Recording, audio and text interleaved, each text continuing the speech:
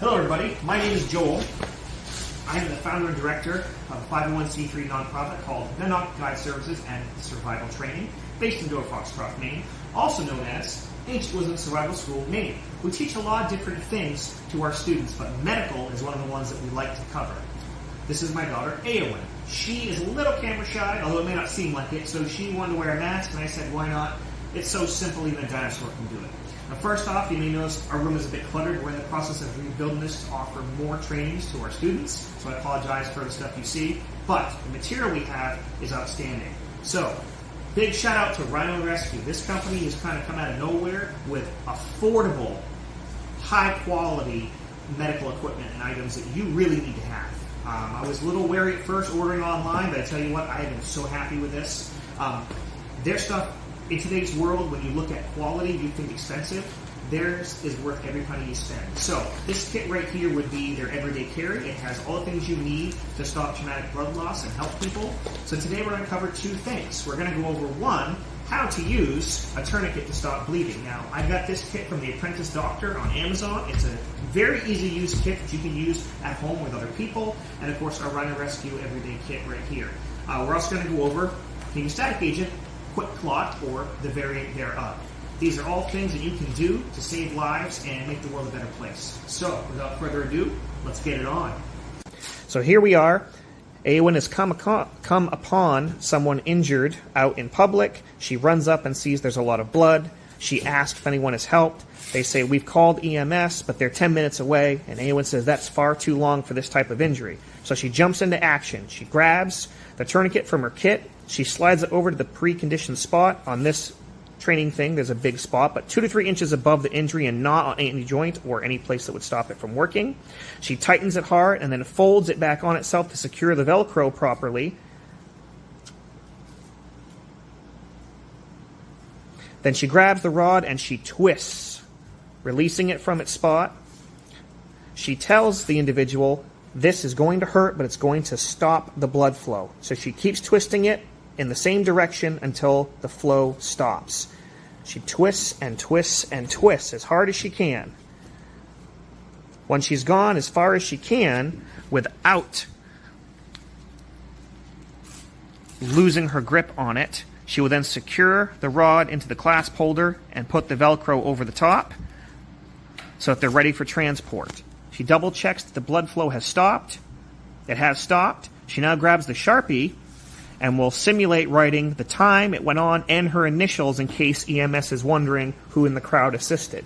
At this point, she double checks and makes sure that the blood has not continued, and she reassesses if there are any other injuries at the time, and she finds none. She tells the person to stay calm, and she stays with them until EMS comes and takes over. Hello everybody, this is Joel. Eowyn did a great job with tourniquets. Now we're going to move on to hemostatic dressing, or quick clot as we call it. There's a couple different brands. Quick clot is the name brand of this one. Ideally, what it's used for is the agent will interact with liquid and it will help it clot and sometimes cauterize as well. Now, little history lesson, when they first came out with this, it was a powder before they ended up putting it into gauze. And you could use it in almost any situation. The problem is it responds to moisture, not just blood, but moisture. So back in the day, surgeons and things out in different areas, whether it was combat zone or hospital, would have their hands busy trying to save lives, and they would tear it open and pour it in, and it did a really good job. Except when you tore it open, the powder could get on your head, your hands, and it would burn a bit. So, over time, these wonderful new items came out, and they're so simple. Right now, we have a simulated injury that is not life-threatening right now, but is bleeding quite a bit. And it's so simple. Now, I'm not going to open this because it's actually one I could use in real life. I don't have a training aid for this yet, but I will. You would tear it open, you would grab it, and it either comes as a single patch you put on like this, right?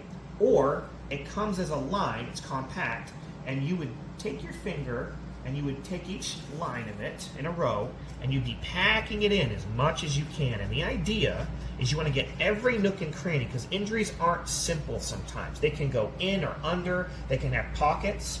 So you can also take devices to just press that right in there as hard as you can. And if you use an entire one and it's still bleeding pretty well and hasn't stopped, you can grab another and just put it on top. You keep applying it so every single piece, every square centimeter inside here has been covered and it starts doing its work.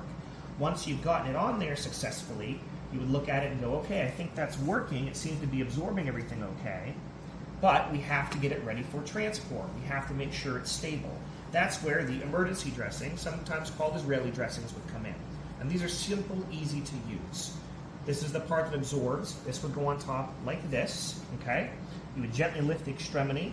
You would bring it around. And then you have this half-moon clasp on top. So this is where it gets interesting.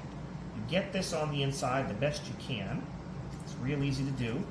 Once you've gotten the whole thing in there, it goes back on itself. See how that's tightening? And of course it popped out. This is where paying attention comes in real handy. Slide it through. Apologize, it's taking me a second to get it there. All right. Gently lift, pull, and tighten. And this is a stretchable material. And you continue to bring this around and around and around as tight as you can. And every time you do this, it's helping to reinforce that it's not going to move, and it's putting extra pressure on the area where the injury has happened. It's a lot easier on a training aid, of course.